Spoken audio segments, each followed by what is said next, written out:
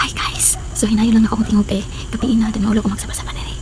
So anyways, ang patanaw sa inyo haron is kining mga cute na pictures ba? Kining sanay mga kwarto diha or bisan wala may kwarto gusto mo mag-design o mga pictures good na cute katong mga cute kay ba? Char, example oh. So nakoy duha ka klase sa photo paper na gamito ng isa is nipis siya, nipis, but ang quality sa picture is okay. And ang isa guys is kani siya. Baga-baga, same lang ang pictures na kung hindi gamit ha, pero ang quality sa papel is dili.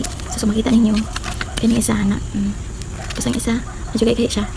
And guys, ang nakanindot ani nga offer is diba hilig mong gita mo picture dili lang taman sa upload no. So kani barato ra jud kaya siya. 9 pieces ihapon na to ha.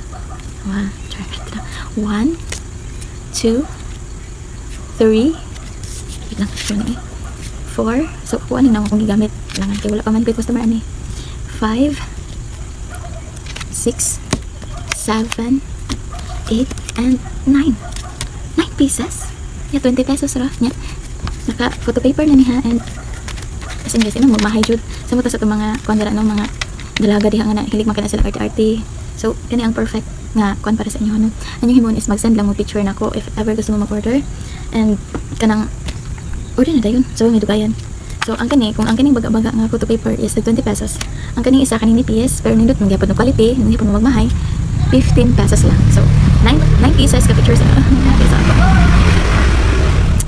Ay, saan naman wala man ta sa kuan so sa natural na guys, idapin kog dalan. So anyways, kaning isang kaning nipis nga photo paper. Kung nipis nga photo paper ang itong gamiton is tag 15 pesos.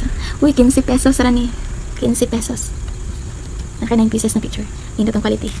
So ang kalihan na gid ang ilang papel na ginagamit. Avail na. Bye, thank you.